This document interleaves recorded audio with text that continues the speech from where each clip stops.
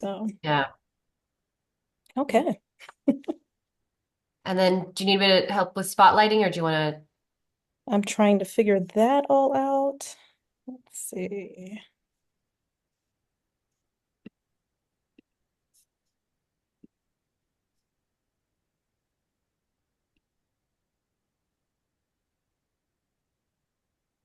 to? All right. Hi, Ruby. Cool. Here.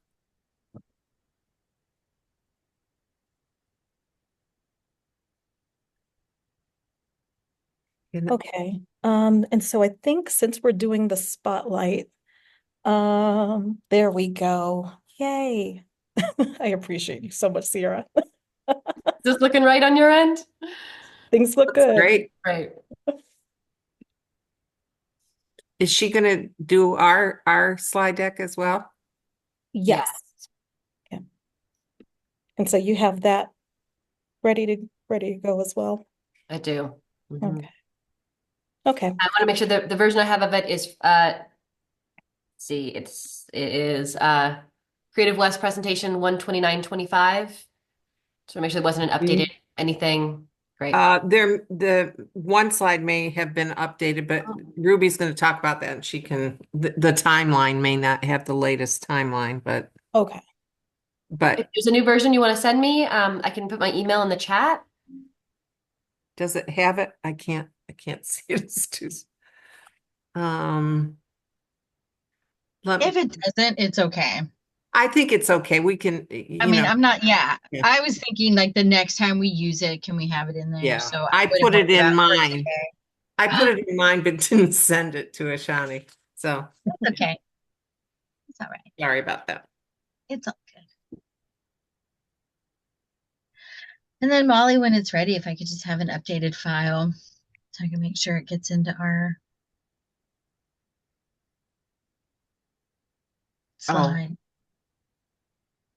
Just when we're hmm, doing, I like to incorporate it now when we're doing yeah. overviews, presentations, but I it's can helpful send it to for you. folks. Oh, that'd be amazing. Thank you. I know, I'm just so amazing. You are amazing. And then at the end of the I know you all have the run of show, but we'll be Ashanti and I will be running the Q&A together.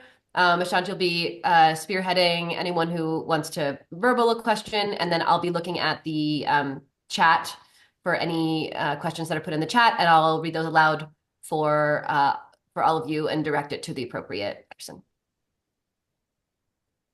And speakers, I have the basic NCAPER and homepage and various tools, links, Craft Emergency Relief Fund, the Studio Protector, the Get Ready Grants, the homepage, those links, and then a link to our blog, our interview with Carolyn.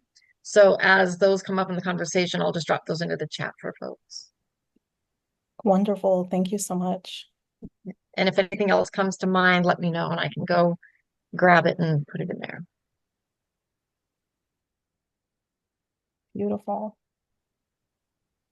Okay. Okay. It is about time to let everyone in.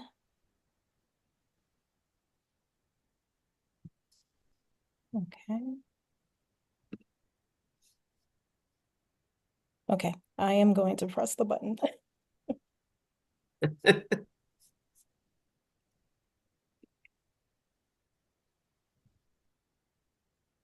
Hello, everyone. Welcome.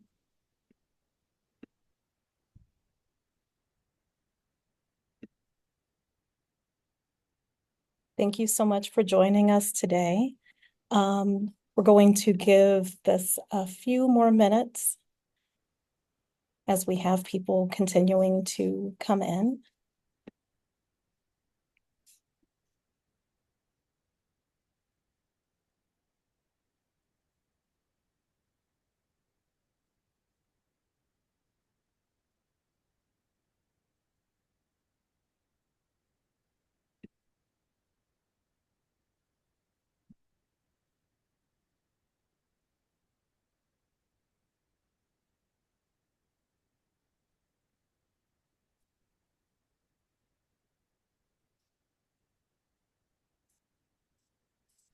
Thank you, everyone, for joining.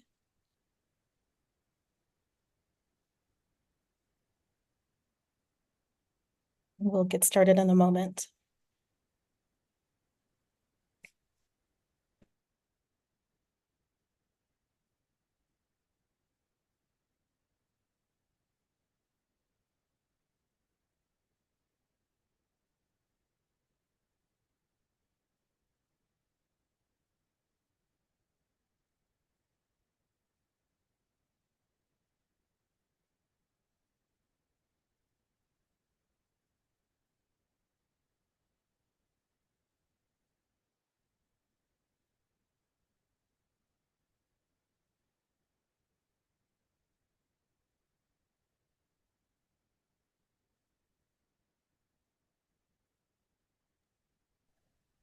Okay, thank you, everyone, for joining.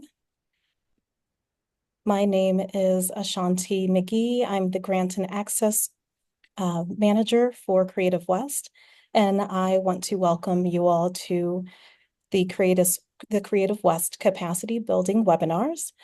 This webinar today will focus on emergency preparedness, and we have invited a few people, a few organizations that we work with, and yeah, we just look forward to sharing a lot of this information that they have to share. I also want to acknowledge our sign language interpreters, Tosh Terry and Mariah Garcia, for interpreting this webinar today. And let's see. And next, I'd like to begin with our preamble. Creative West shares a fundamental and abiding commitment to equity, accessibility, inclusion, and belonging. We recognize and greatly appreciate the extraordinary contributions of our team and the impact we seek to have in our communities in the West and beyond. We understand that trust is built slowly with communities we wish to serve that have expressed generational betrayal and trauma. Our shared commitments provide a grounding for generating spaces of trust and safety within our team and in our communities we seek to serve through our work. We are dedicated to seeing these commitments reflected in our work over time consistently. And next is our shared commitments. We value humility, learning from our mistakes, and asking questions to gain deeper understanding. We feel empowered to hold one another accountable, establish boundaries, and ask each other for help. We lean into discomfort by facing challenges and conflict with openness and grace. We stay present by listening actively, being mindful of body language, and participating to the fullest of our ability. We share from our own experiences and grow as a team through the inclusion of every individual voice. We prioritize accessibility and are mindful of our language in ensuring belonging to all. And next, I'm going to hand it over to Sierra Scott, our grant specialist. Thanks, Ashanti, and thank you all for joining us today. As Ashanti said, my name is Sierra Scott. My pronouns are she, her, and I'm the grant specialist here at Creative West. Our Zoom norms, just a friendly reminder to please keep your microphone muted when you're not speaking. If you'd like to rename yourself to your first and last name and your organization, if applicable, please feel free to do so. We will have a Q&A session at the end of the presentations, so feel free to put any comments or questions in the chat as we go, and we'll get to those in the Q&A. And if you'd like to raise your hand during that Q&A, you can use the raise hand function as well. We do have live transcripts turned on, so you can view or hide those as needed. And I will hand it back to you, Ashanti.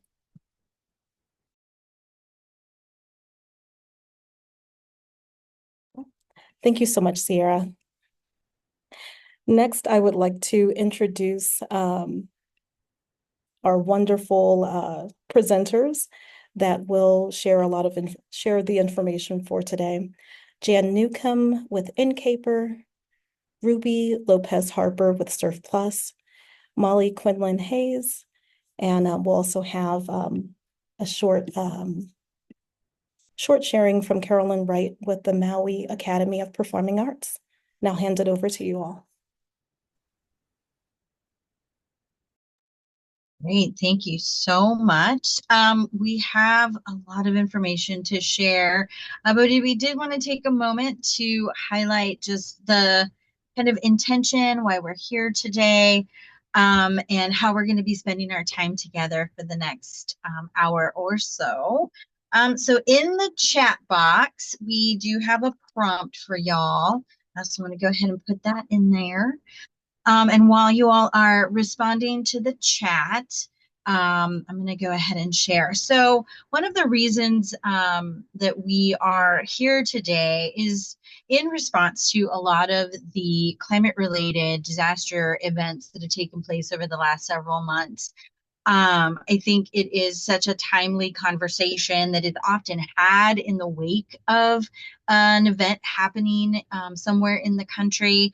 But certainly there's never a time when reviewing, discussing, assessing, evaluating, and coming together to understand how better to support your community. There's never a bad time to have that conversation. So we're really hoping that in the time we're spending together, you will leave with a stronger understanding of the disaster management network, infrastructure, and resources that are available to support you and your community when a disaster happens. We will be sharing several resources and information in the chat box, so feel free to copy those as they come through. We'll be posting those as they relate to the content that's being shared. We also want to take a moment to inspire you with some of the stories that have come out of disaster experiences. So we're super excited to have Carolyn with us today to share a little bit about what happened and what is happening in their community. We also want to make sure that we're engaging you in thinking differently about your work forward. Because there is no science to this work, it is ever evolving, ever changing, and always responsive and adaptive, depending on the type of disaster that your community is experiencing, depending on the resources and the readiness that was in place ahead of a disaster happening, and certainly any implementation of strategies after a disaster happens better positions your community for weathering the next happening that may be coming your way. And certainly how you think about that today is going to change how you think about that next. And because we will be having a Q&A opportunity, we'll be looking forward to providing answers to any questions that may come up as you are listening to the information. And certainly, if there's anything specific, we will be monitoring the chat. And if you have anything that you want to share in your introduction in the chat, that'll be helpful as well. We'll make every attempt to make sure that we're incorporating information that's helpful to y'all. So with that, I think we do have a quick poll. Sierra, if you could put that first one up.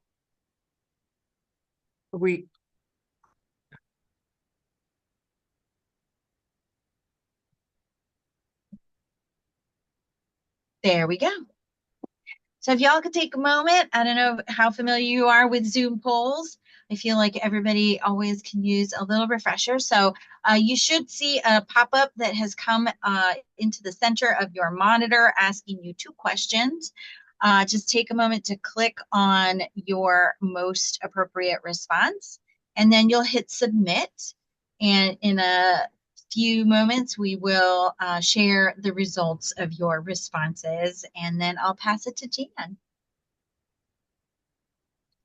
Thanks. Could we move ahead on some of the slides?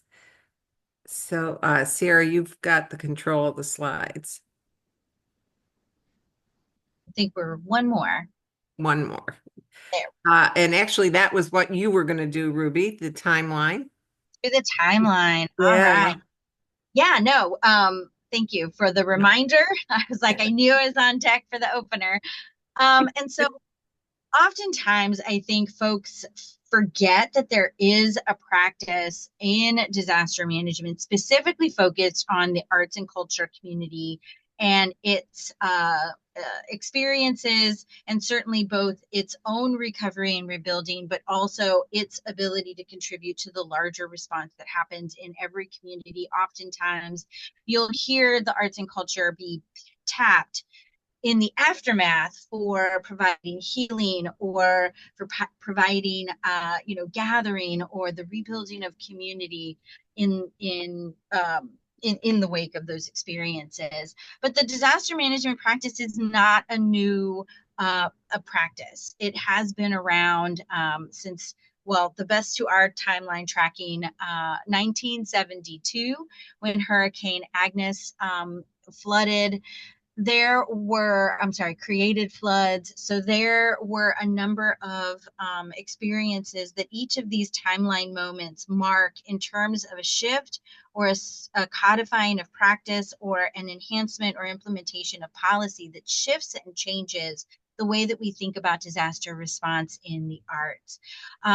From 72 to 85, the Craft Emergency Relief Fund, also known as CERF Plus, was formed as a mutual aid response, artists helping artists. So craft artists across the country would gather at these marketplaces and festivals that were happening on a consistent basis. They got to know each other. They cared about one another. And as they were experiencing different emergencies or disaster experiences in their livelihood, they would come together and pass the hat to support one another. And so that was really, I think, one of the kind of important establishment of a discipline-specific, mutual aid-inspired relief fund that now runs and has been running. We celebrate 40 years this year on an ongoing basis, providing that type of support. In 1992, Hurricane Andrew happened. It certainly, again, just created another opportunity for conversation and for gathering, for trying to understand how these disasters are informing and guiding the way that we think about our practice. HENTEF was formed in 1995 as a kind of sub-program under FEMA that provides specific gathering information, resources, and training around heritage preservation. And oftentimes that is, rescuing items. It's taking care of collections. It's gathering, museums and folks that have these kind of tangible ephemera that needs to be cared for after a disaster happens. In 1999, we experienced as a country the Columbine High School shooting. That really opened the dialogue for what does disaster encompass? How do we begin defining and engaging and organizing around what then felt like a very marked moment of a shift in how we think about disaster and what disaster can mean, and starting to really understand more deeply the after effect of the disaster when it isn't climate related, and the necessary infrastructures that need to come together. Mental health became more in the forefront. I do want to make sure that we have enough time, so I'm going to kind of hit just the highlights from here forward. In 2006, the National Coalition for Arts Preparedness and Emergency Response was established, coming out of the flooding that happened in the New Orleans area following Katrina and Rita, and the massive displacement that took place. It really gave the practice itself an opportunity to come together and start examining our practices and how do we serve collectively and individually communities and meet them in their moment. Forwarding again, the racial reckoning then that took place during the pandemic in 2020. Certainly there were more moments that sparked other activities. We had the Performing Arts Readiness Program that launched in 2017. Hurricane Harvey, Irma, and Maria created another umbrella that really brought major community movements together, and really in that moment brought Puerto Rico into the conversation in a way that has changed and shifted how we think at the national level about who is left out and who needs to be included, and how do we build those relationships ahead of time so that we are both being proactive and being responsive when a disaster happens. Certainly, the pandemic in 2020 has changed everything about everything. But in this moment, it gave us an opportunity to understand how to better leverage federal funding, both at the kind of national level, down through the state, down through the counties, down into the communities themselves. And it really illuminated how important it is for communities to take the lead in disaster and emergency response efforts. And certainly how we think about the recovery process. Flash forward to 2020, and certainly we still continue to experience climate-related events, and at a large scale, the hurricanes continue to create a lot of damage and opportunities for us to figure out how to work together. So that work continues ongoing. In 2023, NEA Creative Forces has started to take interest in arts and healing and arts and health in the wake of a disaster. So that's opened up a new dialogue as well. Up to 2024, which we are 29 days away from, the biggest movement to tell you that the long game exists. After a 20-year advocacy process, the FEMA Individual Assistance Program implemented several changes that created the opportunity for individual artists to more easily access tool replacement as part of that program. And so NCAPER and CERF Plus certainly have been playing lead roles in providing feedback, gathering community input, and navigating folks on the ground through that process, and then providing that feedback back to FEMA so that they understand how those changes are now being experienced and not just moving through the implementation process. And these changes continue to happen. So we just recently, as many of you know, have experienced a massive event in the Appalachian region, most specifically kind of epicentered in Western North Carolina. Hurricane Helene and Milton created just, effect and destruction from Florida to Tennessee and sideways.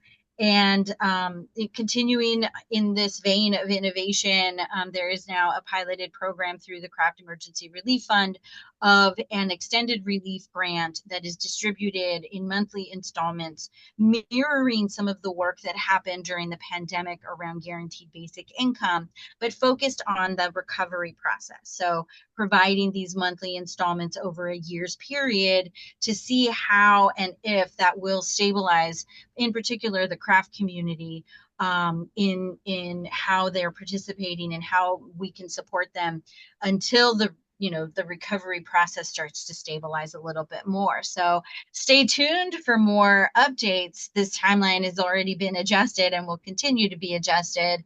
And so, yeah, it's a living, breathing practice, which is just so amazing and so frustrating, and so many opportunities for us to do better work together. And with that, I'm going to say thank you and move it back to Jan. And Sierra, if you want to go ahead and close out the poll. No, just move it forward. That's all. Next slide. Thanks, Ruby. Okay. I saw somebody in the chat asking about, just wanting to know about the resources.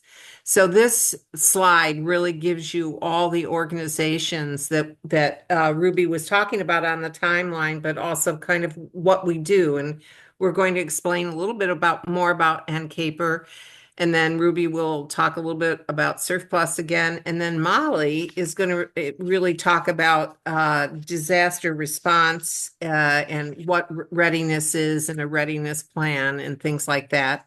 And then we'll have Carolyn talking about the real life experiences in Maui and what she went through. So this slide shows you the partners and resources that were working together to promote readiness, response, and recovery in the arts. And that really goes back to Katrina, who was really the event who kicked us in the behind, I should say. And we realized that the art sector was very, very vulnerable. That FEMA had a definition of cultural resources, which didn't really include individual artists and arts organizations. So we have been working since 2006. And of course, CERF Plus was working before that. And our new friend in town, the Performing Arts Readiness Project, was started in 2016, 17, really. And that was to really look at the difference in readiness for performing arts versus galleries and museums and libraries. There's really a huge difference, and we're trying as a group to work for organizations and artists of all disciplines to become ready, because we need you. The community, the whole community needs you. So these are some of the Alliance for Response is mainly focused with cultural resources. They do have the responders, which are wonderful. Like now they have a whole thing on soot removal for people in California that maybe your house didn't burn down completely, but you have so much cleaning up to do. And so they're really specifically geared to helping problems and conservation of family photos and things like that. So all these organizations really are working on behalf of, we're working together and trying to make sure that rather than working separately, we can help everybody at once. So on the next slide is really about the coalition itself. I said it was founded in 2006, and it really, if you go to the next slide, it shows you these are organizations on our steering committee. And so you see that Performing Arts Readiness and CERF are on it, but also Music Cares, which they focus on musicians and those working in the music world. So it's not just people behind a mic, it's the people who put the mic together and do all the technical aspects. And they have been really funding a lot in the West Coast at this point. Entertainment Community Fund down on the lower left used to be the Actors Fund. They're extremely active in what's going on in California right now because they have many funds to support, again, both performers in film and theater, but in front of the curtain and behind the camera as well. So National Assembly of State Arts Agencies is a wonderful partner. New York Foundation for the Arts, South Arts, which is another regional organization, like Creative West, and Grant Makers in the Arts, Americans for the Arts. You can see that we have, and this is the group that we pull together in our response calls to actually give information and to help people understand how to go after support in whether it's financial, mental health help. I mean, it's the whole kit and caboodle. On the next slide, we talk about NCAPER really recognizes twin realities. The lack of emergency preparedness within creative communities and the lack of support after disaster really puts us in a vulnerable position. And what's even worse is that the arts are really important in the healing aspect. So it's just like when you're on an airplane and they say, put the oxygen mask on yourself before you help someone who is not able to do that. That's what we're trying to help get the arts sector really understanding. You must be prepared so you're ready to help your entire community in planning and mitigating future events. It's very critical that the arts are part of that recovery process. So I'm going to turn it back to Ruby. I don't know if you have any more to say about CERF. I just put in a couple of slides here, but Yeah, take no, it away. the quick that I'll share, because I did make a mention of a few key points. We have been around for 40 years. We are the only organization of our kind in the field, both in arts and culture and in philanthropy. The grants that we give are open 24/7, 365. So oftentimes when a disaster happens and there's a craft community in that area, we will get phone calls just because this is what we're built for.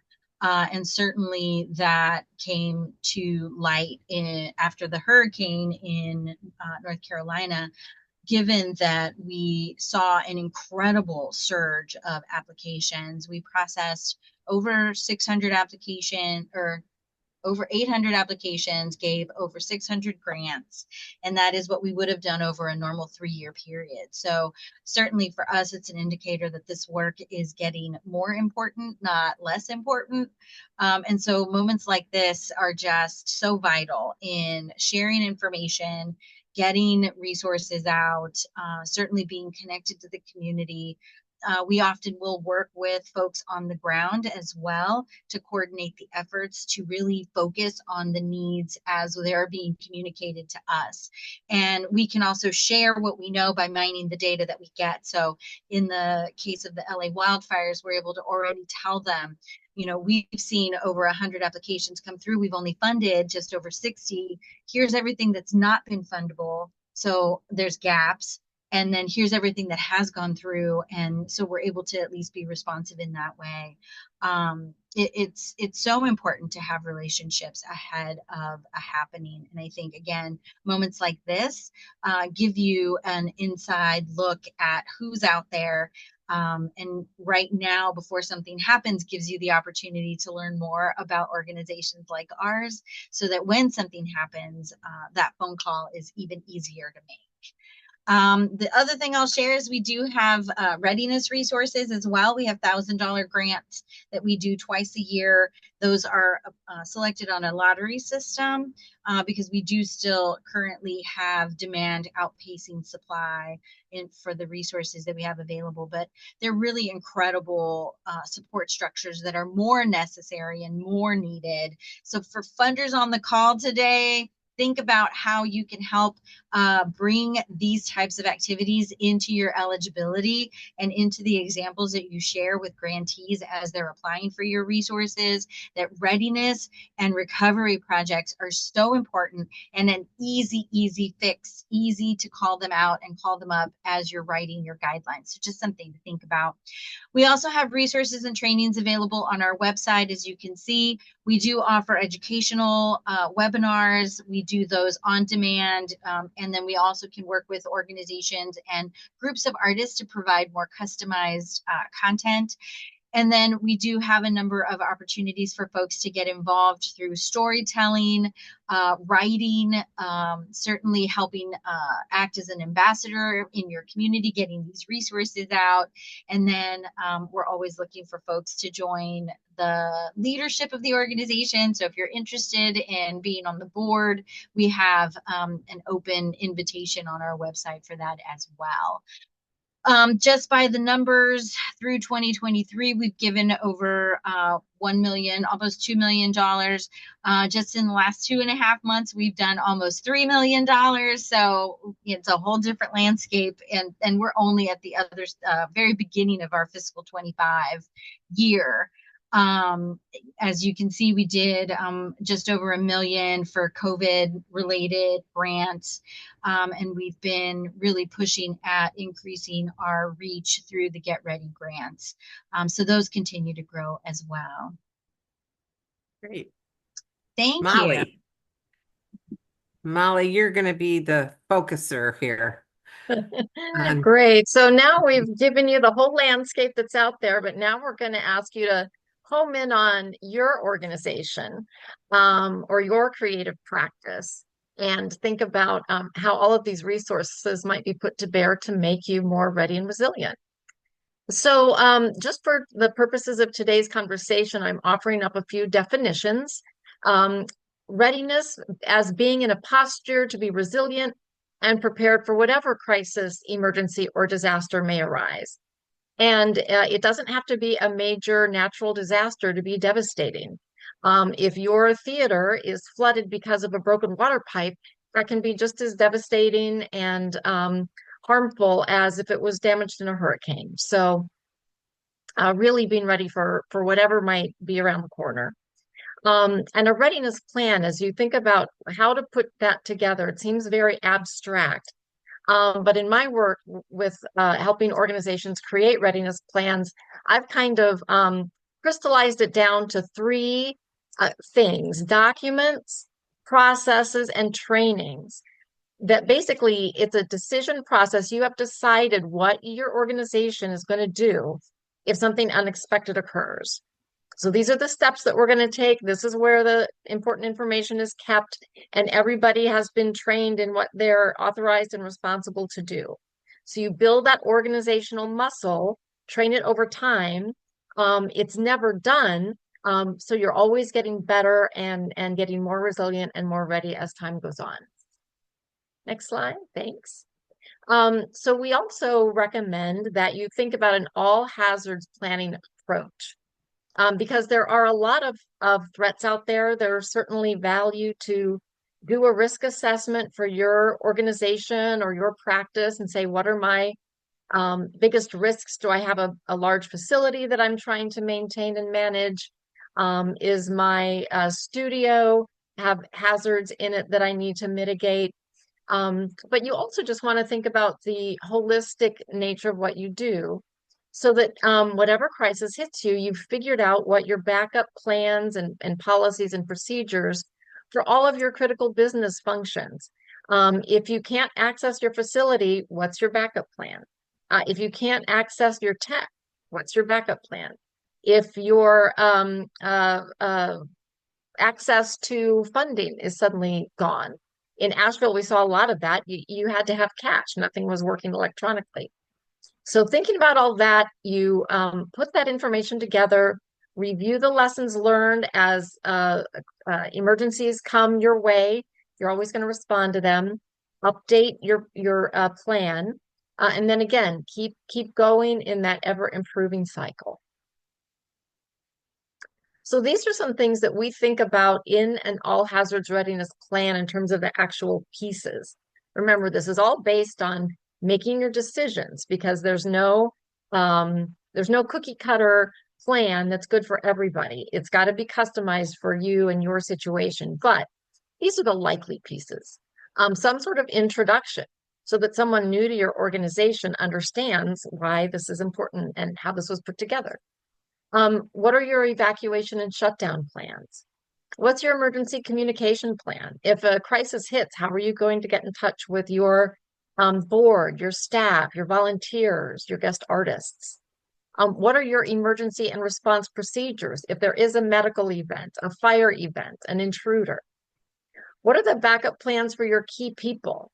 If suddenly your finance director is not available to come in, it really doesn't matter whether that's because they were in a car accident, or because their mother got sick and they had to go to Tulsa, or because they eloped and went off to Tahiti. They're gone. What are you going to do? Is someone able to step in? Having resource lists put together ahead of time. We put a lot of information in the chat, links to resources. We'll be doing that throughout the afternoon. Knowing who you might be able to call so you can do that at a moment's notice.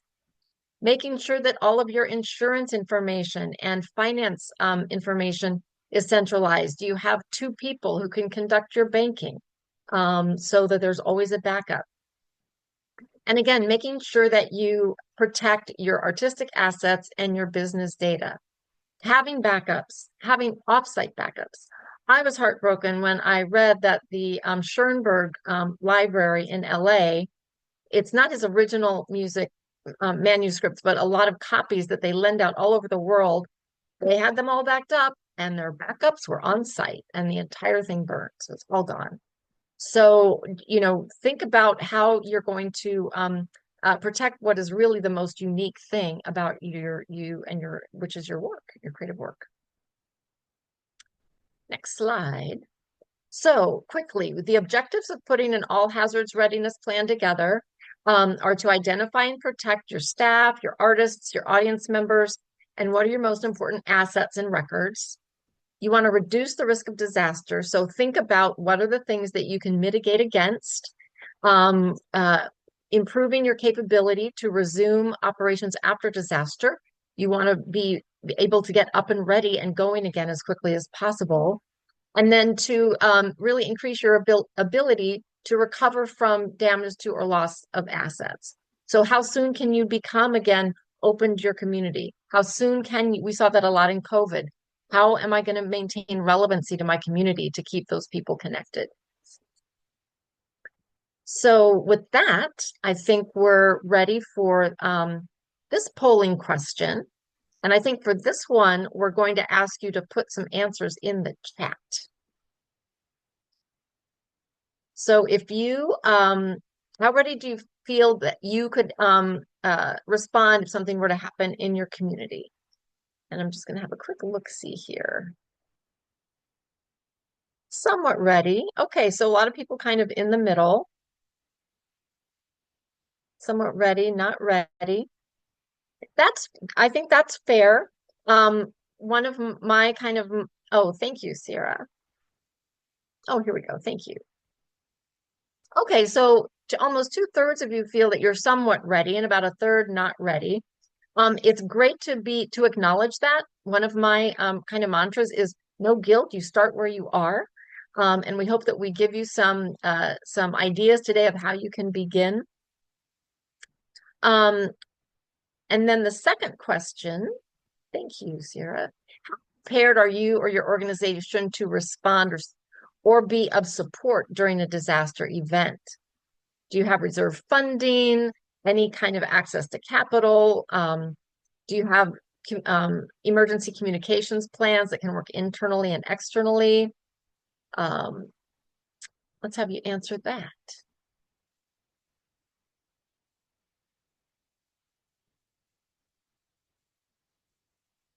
Okay, good. Well, some people feel they're ready. That's excellent. You talked vision prepared. We have a plan. Excellent. So again, these questions here are pieces of that plan that you want to develop if you don't have them and revisit at least annually if you have something in place to make sure it's up to date. Great. Okay, good. Thank you. I'm going to turn it back to Jan to introduce our beloved friend and colleague, Carolyn Wright. Thank you, Molly. And thank you, Carolyn. Carolyn's from Maui, and I'm going to let her talk about, but after those wildfires, we became such good friends because she was the one on the ground who really had she knew where people were. She knew what the needs were. And well, I'm going to let her talk about it, but I'm just so glad to see you, Carolyn, and to know that your work has really made a difference. And I think it's helpful for people who are experiencing the fires in California now, that you made it through. Things are different, but you made it through. And so we're going to let you talk as long as you want about, what you experienced and how you dealt with it. Thank you, Jan. I'm Carolyn Wright, Executive Director of Maui Academy of Performing Arts. And as you all know, this horrible disaster that happened on Maui on August 8th, 2023, just had massive impacts on the entire island. We, of course, lost the town of Lahaina, thousands of structures, more than 100 lives, but fires also had sprung up in other places on the island. So other homes were lost in Kula and Olinda. And on Maui, we like to say, instead of having 6 degrees of separation, we really only have 2 degrees of separation. We're such a small, tight community. And so that ripple effect, even for people who were not just immediate survivors of the fire, everybody was impacted.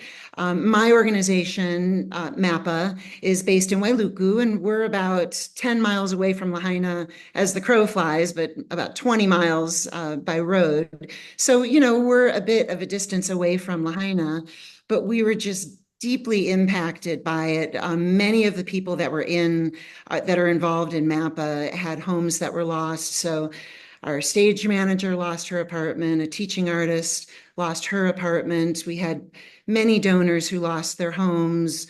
One donor who lost her home and her husband. He stayed behind to try to protect the home that he had built with his own hands, and the fire took him. And we had 2 former board members who lost their homes, and then many of our families. We are a theater company, a nonprofit theater company that also has an academy program where we teach people of all ages dance and drama. And many of our families were impacted, if not directly by losing their home or a family member. Many people on Maui were impacted economically because, of course, the economy on Maui is so deeply tied to tourism. And so when any kind of disruption happens in the tourist industry, whether it was the pandemic or then the fires, people lose jobs or at least have reduced hours. And so there were lots and lots of people who were impacted economically, even if they still had their homes standing. They just weren't able to make ends meet anymore because the tourists weren't coming. And so I was fascinated by those polls. If I had taken that poll on August 7th, 2023, I would have been, we were unprepared. We were completely unprepared as an organization for any kind of disaster. And I would actually say that as a whole community, we were relatively unprepared. We live in paradise, and we tend to feel safe here. We feel protected. And even though we're in the path of hurricanes, we have the big giant mountains over on the Big Island of Hawaii that tend to protect the island of Maui from a direct hit from hurricanes. So we just had that attitude like, well, probably won't ever happen here. What a mistake to not be prepared. So immediately following the fires, in the immediate hours and days, the government, the local government, wasn't really stepping in the way that the community needed. And so it was the community that stepped in to help each other. And the artists on the island were really leading the way on many of those initiatives. So, for example, one of the things that happened was the people had gotten spread out all over the island, the people who were the survivors. They went to stay with friends and family. Some of them stayed in hotels on the west side. But they needed everything, of course. They needed clothing and diapers and food and everything. And so the community, just regular people in the community, and many of them people from the artist community, set up these community hubs. And so other people in the community would donate things, and you'd go to somebody's carport or garage or a business and drop off whatever you had to donate. And then the survivors could come there and pick up whatever they needed for free. It really was the spirit of Aloha, bringing us together and helping us as a community move forward through those early days. As the days went by and then turned into weeks and then turned into months, life still wasn't really getting back to normal because of the trauma that the entire island was feeling collectively. However, the arts community, we were so lucky that NCAPER came along. I just remember one day I opened up my email and there was this email from Jan saying, hey, we're this group and we're doing a Zoom meeting and we're inviting every artist on Maui to participate. And so I tried to spread the word to everybody that I knew. And I don't know, I think I missed a couple of those NCAPER meetings, but I was at most all of them because the information and the inspiration that we got from just hearing from other people who knew about this, because we were just so naive. We didn't really know anything about the role of the arts in terms of disaster response, disaster recovery. I had just truthfully never thought about it. And so, and I think that's partially because living here and we felt so protected.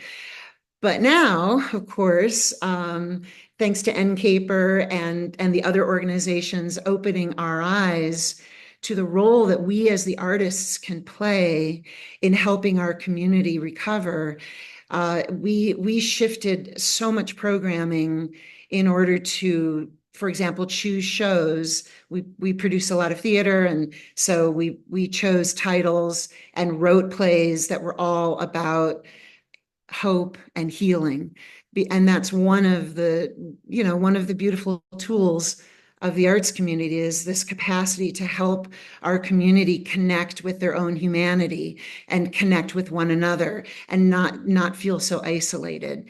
And so we did, for our big summer show last year, we did Man of La Mancha, which of course with its iconic song, The Impossible Dream, is really all about how do we, in the darkest of times, how can we still look and see the light and have optimism that we can move forward together with our beliefs. And we are about to open another show for our keiki, our children, which is called Pigs from the Sea.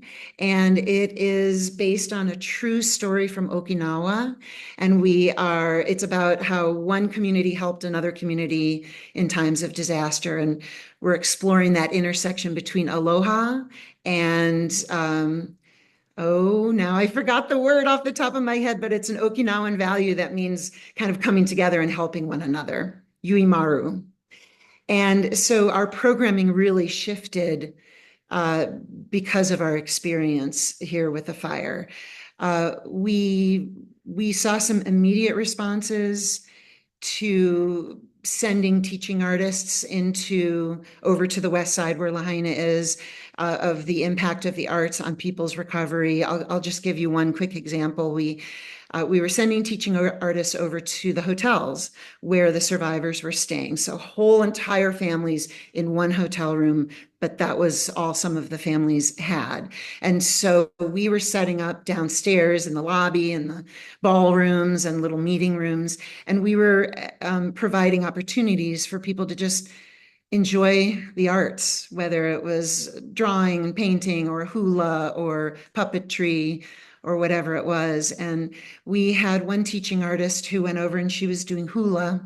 And we learned some important lessons that we had ideas of what we thought the survivors were ready for. And we learned very quickly that we had to listen to them very carefully about what they were ready for and what they weren't ready for. And so with the hula experience, our kumu hula, that's a hula teacher, went over every single week and did a session. And at the beginning, nobody wanted to dance. They just said, no, we just want to watch you dance. We'll just watch. And so she danced. And then little by little, more and more people would get up and dance as the weeks went by. But there was one older woman who had told the kumu hula that she had been a hula dancer before, a professional hula dancer, but she didn't want to dance. She just wanted to sit in the back and watch. And then one day she came and told the hula teacher, she said, I almost didn't come today because life isn't worth living for me anymore. And I had plans for how I was going to end my life. And then I thought about you. And I realized that if I don't come to this hula class today, you're going to wonder where I am. So here I am. And then she danced that day. And to us, that was just the most beautiful story of how the arts can impact individuals and communities. And so she's still here with us, that woman, and we're so grateful for the arts that she still has her life. a couple little, though, we're almost out of time and I know we want to do questions. So I'll stop there, but I just wanted to share one really quick lesson that Please we go ahead and share it. Yeah. Okay. This is sort of echoing one of the things that Ruby said in terms of connecting with each other.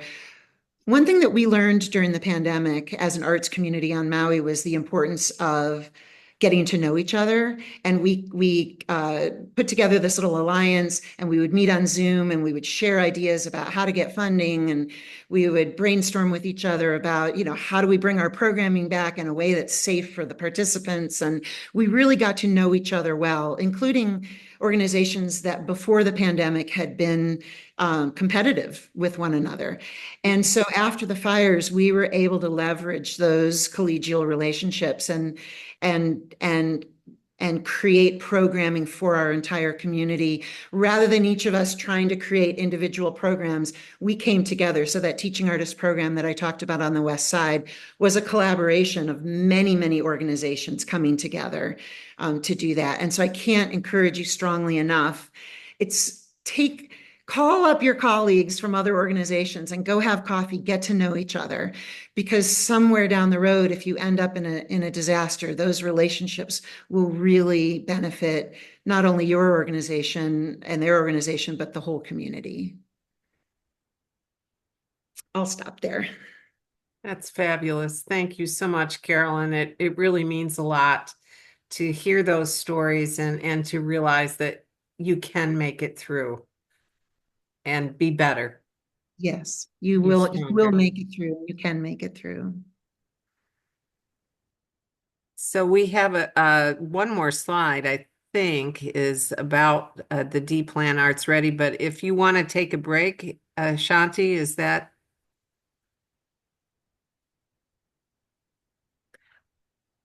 We can take a break, if that's fine. I was planning to have everyone take a break before questions, but I think that this is a good area as a stop. Again, if that works.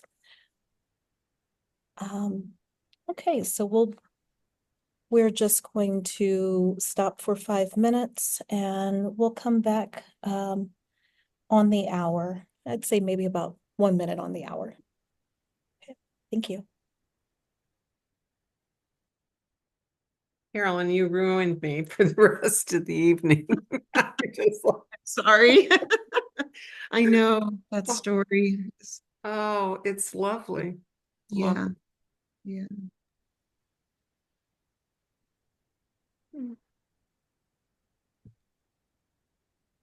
And if you want, you all can feel free to turn off your cameras if you need to take a break as well. Thanks. Can the participants hear us talking right now? Probably. So don't say any mean things about I know, be all woo. We'll pretend we They're can't. pretending That's they're great. Okay, we pretend. Yeah, I just thought, Molly, you could talk about D-Plan a little bit, but Mhm. getting started, because you talked Sure. about. I don't know. I'll give away the free fee waiver, whatever. Yeah. There you go, Rachel. Or also have a breakout room. So that's also an option. Oh, just for us. Just shut us up. I think it's good. We're real, just doing the best that we can. So.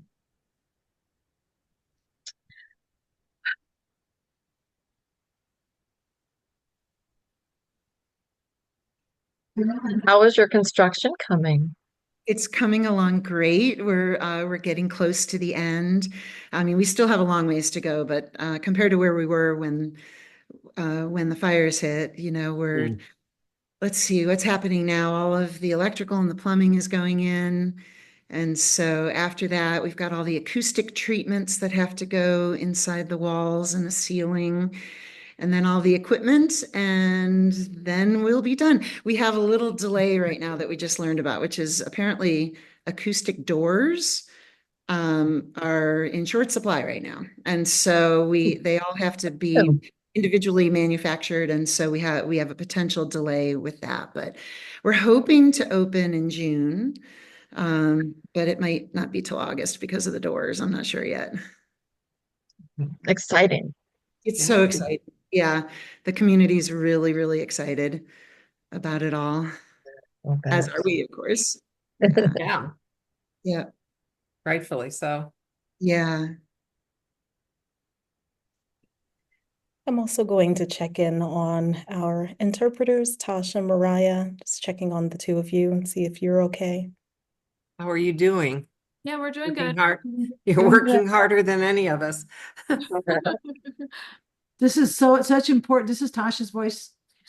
Oh yeah. This is really important information that I'm glad is going to be archived. So if our deaf and hard of hearing community organizations need it, they can watch this. Thank you. Excellent. Thank you so much, Tosh. We need your contact information too, because we do some webinars and we're going to be doing more in the San Francisco area. So Ashanti's welcome to contact us, or you can get our information through her. If you want me to give it to you, that's fine. we'll go through Ashanti. That's probably easier. Thank Okay. you. Thank you so much for your work, all of you. It's amazing. I'm just so emotional. Thank you.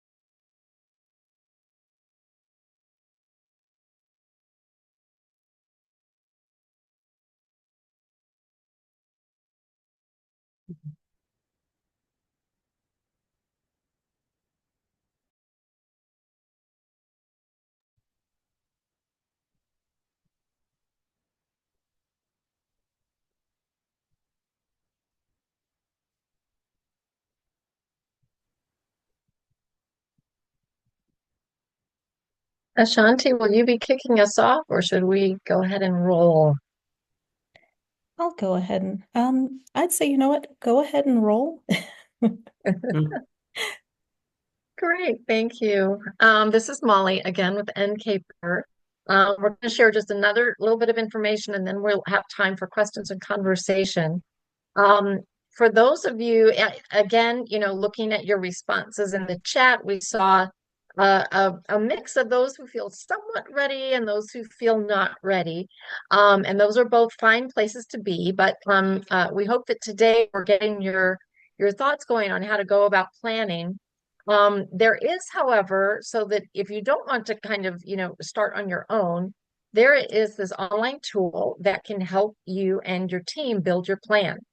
It's called D-Plan Arts Ready, and it is a combination of tools from the arts and the cultural institution side. So whether you are an organization that's people-based, like a theater company or a dance company, or whether you're an object-based entity, such as a museum or a collection, it's all built in to help you. So D-Plan actually walks you through, it's kind of a risk assessment.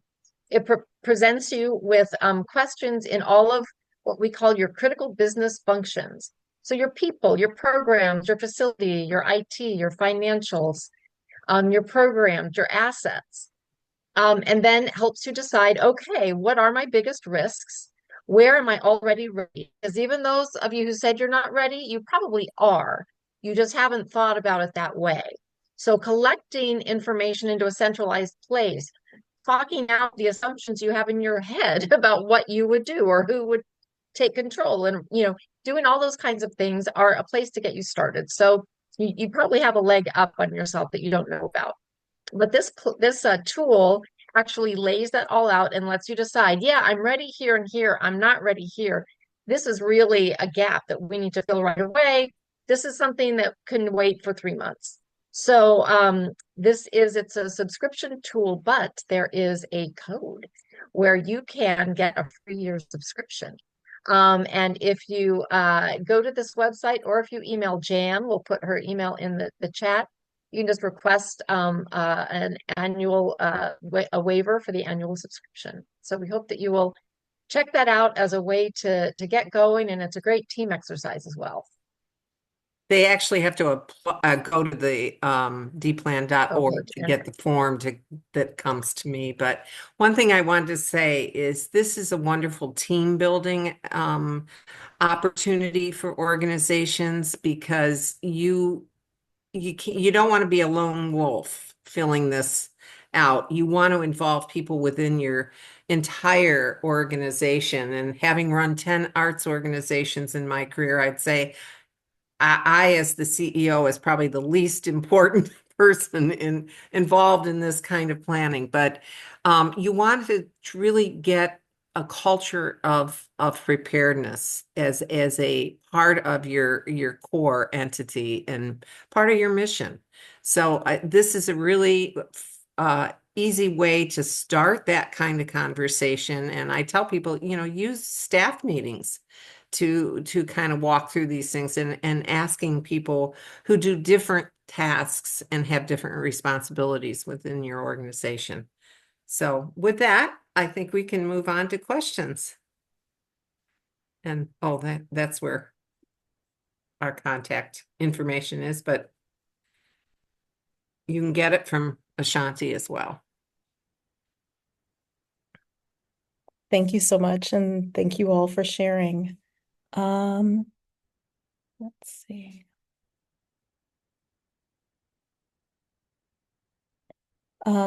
Rachel Hedman said, not sure on questions. We have events that are sometimes outside and could be colder than planned. For example, May Summit and Festival, rain, drought, flash floods, etc. Do you have anything that maybe you could share with them to, for them to maybe consider?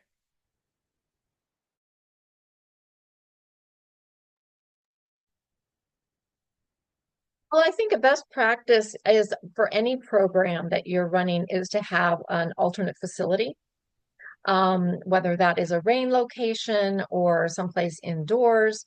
One of the things that we really recommend is that you have a buddy, a battle buddy. Maybe there's another institution, another performing arts group, or another festival space where you agree ahead of time, hey, if your program can't be held where you plan it, you can use our space, and vice versa. And that way, you don't have to do a big, long, complicated search, and you're not stuck the day of. You kind of have that agreement ahead of time. So that can be for programming space, it can be for rehearsal space, it can be for exhibit space, it can be for office space. As Carolyn said, that kind of networking and getting to know each other and share resources ahead of time can really pay off when the crisis occurs. And your meteorologist is your best friend. Having run orchestras where we do outdoor performances, I mean, I felt like I was like on, fast line with the meteorologist. And I remember Jacob's Pillow, the dance organization, actually hired. There was a local guy around New York who was everybody's favorite, and he became the meteorologist of Jacob's Pillow because they have all those outdoor performances. The other thing is to know what your state laws are as far as the number of people who are trained to respond when you have a large amount of people. You have, some states say every 200 people there must be a trained either an off-duty police officer or someone who is aware of crowd control issues and things like that, because panic can happen very quickly. And if you're not prepared for how to handle that, and your people, you don't have enough people on the ground to understand that, you really need to be aware of that. It's a must, and it should be built into your budget. The last thing that I'll share, probably more focused on kind of outdoor festival style, marketplace, artist gatherings, is make sure that you're talking to the artists about the anchor systems that they're using with their tents. Because a lot of the emergency requests that we get is for support from festival organizers asking how we can support the artists that have lost their displays, all of their inventory, their tents, their chairs, their tables, their everything, because an unexpected weather system moved through and levels the festival. I think it's important to think about what your resources are before you move into that space. What conversations have you had with the artists about their equipment? How can you help resource them in advance of what's happening? Even doing a simple webinar training for the artists that are there on site so that they understand that this is what you can expect. If we get word of a weather system, we're going to let you know. This is how we're going to let you know. And these are the things you're going to need to do in order to, kind of hunker down and get through it. And then what is your response, once that weather system passes? What are resources that you can share with the artists that are then affected? So back to, just kind of the theme of the conversation, what you do in the lead up to a moment can decide how well you're going to weather and get to the other side to stabilize. And if you aren't doing any of this, it really is going to be worse. Right. Also, I would say go to performingartsreadiness.org and look at their list of recorded webinars. There's one on festival safety, I believe, maybe one or two, and a lot of the information that we've given. And you can do it at 2 a.m. You can listen to it for free. So these are really helpful. And some of the people giving this information, like one is from Emma Stewart from England, was like one of the top London Olympics safety persons. So, I mean, these people are used to having to deal with a lot of people and a lot of issues. So you can do a lot of research on your own. Thank you all. Some more questions are coming into the chat. Margot Geddes asked, I was wondering if anyone had some suggestions for training staff. We have an EMP, but struggle to come up with ways to train with it. I thought of creating a board game.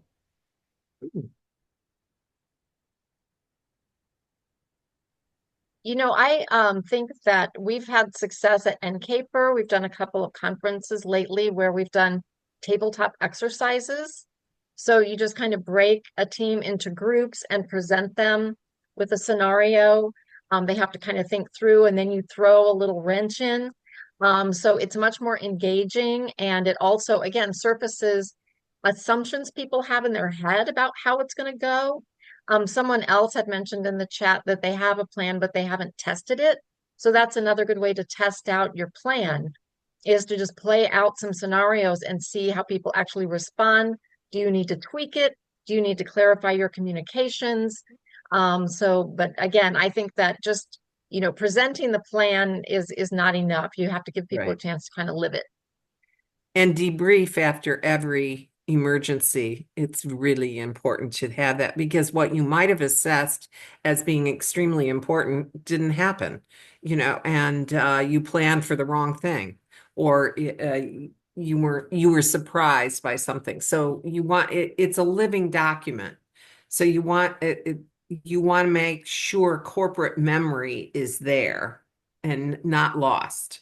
We lose people right and left. So there's Molly helped develop this tool that's on the NCAPER.org. It's the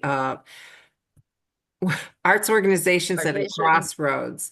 And there's this wonderful tool of it's having staff people share information about their jobs. I can tell you that your job description is not what you do. I mean, it's some foreign thing, but what these conversations and questions bring up are, what do you do on a daily basis? Who do you interact with weekly, and how do you do, so someone else in your organization has this information. I mean, Molly mentioned, two people having bank privileges or whatever, but this goes beyond that. It becomes a nice tool for making sure corporate memory is there. And when you lose someone, you haven't lost everything with their leaving. And the tool is something that you can use with two people. So it's kind of, you can cross-train them both at the same time. Yeah. Which is nice. Another thing I would say, and this kind of goes to the question, but also back to what Jan was saying about building the culture. Sometimes people are afraid to talk about scary things. I think that with COVID, we became much more, unfortunately, fluent in crisis communications, but it's still kind of scary. And the story that I'll tell, I used to work with South Arts, another regional, and we ran the Performing Arts Exchange. It was one of the big regional booking conferences. And it was huge. It was like our biggest revenue source. There were, 500-600 people, 2 nights of artist showcases. I mean, it was a, huge deal. And we, as we started to get into this work after Katrina and Rita, actually said, let's just talk about this. We brought in all of our contractors. We said, okay, what if the city that we're going to be in has a hurricane? What if the theaters where the showcases are supposed to happen have a power outage? What if? And it was such a relief for everybody to get their worst fears out on the table. And then for us to brainstorm and think about, this is what we would do. Our hotel broker said, well, if you had 3 weeks notice, this is what I could do for you.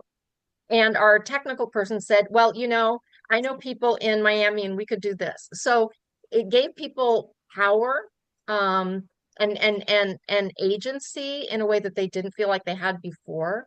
So that's just, as you're talking with your staff, I would say, make people feel comfortable expressing their concerns or risks that they see, or worries that they have, and know that they're going to be supported and you can figure something out. It's definitely important, I think, to normalize the conversation. That's the thing that I really push on folks, that none of us have the right answer, and none of us are going to mitigate to zero. There will always be a level of risk inherent in the process and inherent in every plan, because you can't plan for everything, and the unknowns are always going to be there. But if you do an annual staff retreat, schedule an hour to talk about disaster readiness. Do we feel ready? You could mirror it along this line, have somebody come in and talk about what is most likely to happen so that people can have a sense of awareness, and then follow through with, okay, well, now we've talked about these things. Now, what is the plan that we're going to be? Does everybody know where the plan is? Does everybody know? We talk about that for our handbooks. We talk about that for our standard operating procedures. We talk about that around policies and practices, but we don't talk about that as a field and a practice about disaster readiness and preparedness, and certainly not the response. And I think that a lot of organizations have so much opportunity to connect and be a connector in the time of a disaster, or however you're defining disaster. We saw a lot of organizations responding during the civil unrest and racial reckoning that took place in 2020 as shelter, as gathering point, as resource distribution, as a safe place. And so all of those things are also part of how you can think about this work, that it isn't just dealing with a weather system or dealing with, an unexpected happening. Things can just happen every single day, and your organization is a part of a larger fabric of a community that requires connection, understanding, resource, information. And depending on the nature of the work that you're doing, you also have to think about all of the people that are going to be under your umbrella. Carolyn talked a little bit about, this is how folks were responding and connecting to the community that they served, because they were no longer able to come to a place. So you have to go where they are. Do you know where they're going to go if something happens? Are you ready to even support your staff, your board, your volunteers, the participants that come to your programs? How are you getting information out? So I think there's so many facets. So one thing I'll say, there's so many facets to this work, and you're probably sitting here thinking, how am I ever going to do any of it? Pick one thing, and do that. And then when you've had that conversation, figure out what it means, pick the next thing, and keep adding. This is building block work. This is not, assemble a house in a day kind of work. Like, it really takes time and energy, and it is okay to just start with one thing. And use it as part of your onboarding for new staff and board members, even volunteers for sure. I mean, when I was at Rochester Philharmonic, we had to, we trained our volunteer ushers at least twice a year, twice a season. So it was important that they understood how to get people in and out, and who manages the wheelchairs and things like that. It's really important training and debriefing. Thank you all. There's another question in the chat that Ruby had answered a bit, but if you wanted to expound on that, the question is, what is the budget for having security or responder help on grounds so we can plan for it? I mean, so part of the challenge of this work is that there is no cookie cutter answer. I can't tell you without knowing what is the size of your event, and even with knowing that, I don't know each resource in every community. So it's just some things to think about. The size of your event, the size of your audience that's going to attend the event, the location of your event, the hours of your event. And oftentimes I just suggest to folks that they get in touch with their local police department and talk about what resources are available. If they are not available as a resource, they typically have information that they can share with you. Also, folks in the city planning or city permitting departments will often have resources that they may require. So some cities have requirements of, if you're going to have this many people on this kind of in this kind of an event, you have to have this many folks, and here's who you call, and they'll provide that for you, and they'll charge you a fee. And sometimes it's scalable, and sometimes it's reasonable. So it just kind of depends on the location, the event, and the resources that are available in that community. And then I think there's always, contractors that you can hire as well. And the mall always has security. You can ask them who they work with. So back to, again, develop relationships with people in your community, and they're going to have this information for you. Knowing your first responders is really important, and your emergency management people in your county or parish or whatever. And they're always looking for trainings as well for their staff. So if you have a space, offer it up, offer to host their next training, because then you get to know them, they get to know your space. builds those relationships. Great, thank you.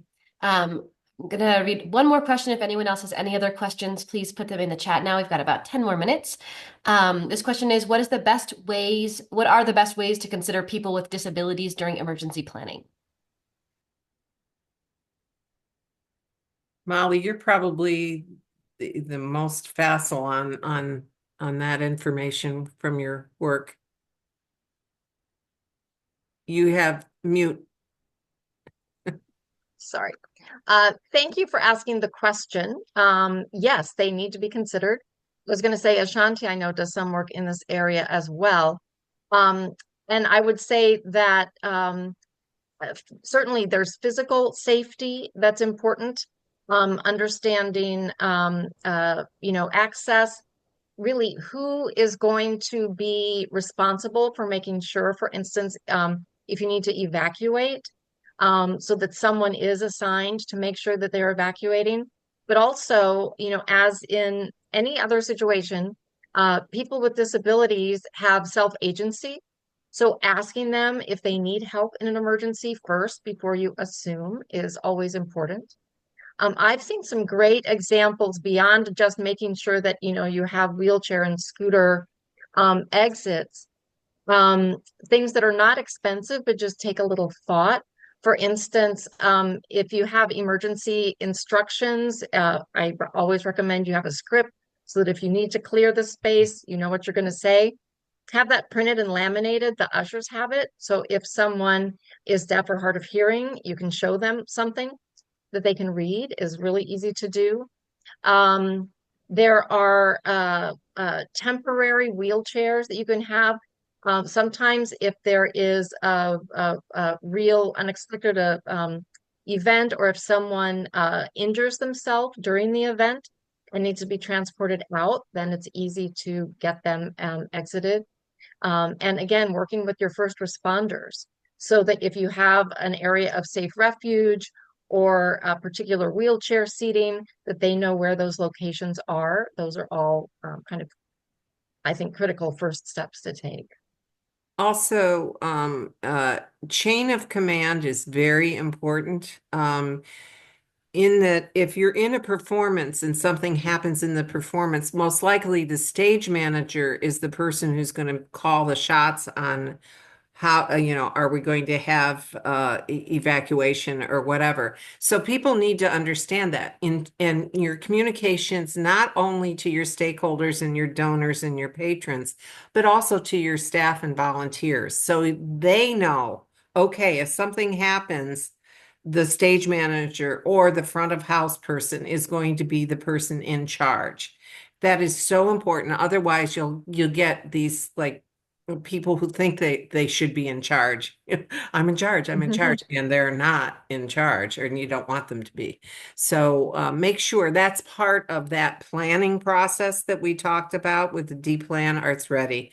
It really brings up those questions so that you don't have to remember them. You just know, okay, in this situation, XYZ. Thank you. I have one more thing to add. I think those are fantastic responses. Adding the emergency response plan into your 501, 504 self-evaluation. If you do have artists or organizations, artists or participants with disabilities, including, an actual plan of how to get them to safety. And again, that's something that you can also co-create with their agency as well.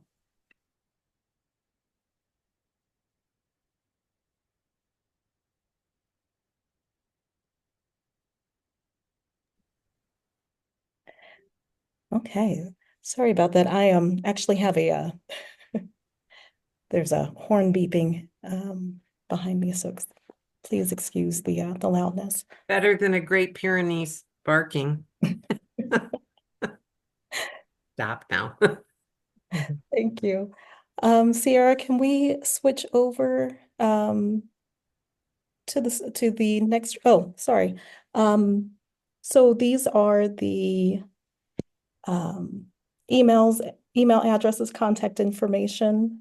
Jan, It's if we went to the second slide, it also has Carolyn's because I bet okay. people want to contact Carolyn. Yeah. Thank you. I don't know what happened there, but it gives the addresses. I want to thank you all for sharing your expertise, your experience. Thank you for your time. And I'd like to switch it over to Creative West. We've got these, we have a few more webinars in this upcoming series. And so we'd like to, just let you know that we have more information. Next, we'll focus on sign language and deaf culture webinar. And that we have a registration for that right now. We also have board development with Christian Gaines, ADA Centers with Maggie Sims, grant writing with Sierra Scott, and Artist Thrive with Heather Pontonio. And so I've got the webinar registration in the chat. And yes, I can definitely add these emails to chat and transcript as well. So I want to thank you all for joining us. Thank you to our wonderful interpreters as well for their work, and hope to see you again soon.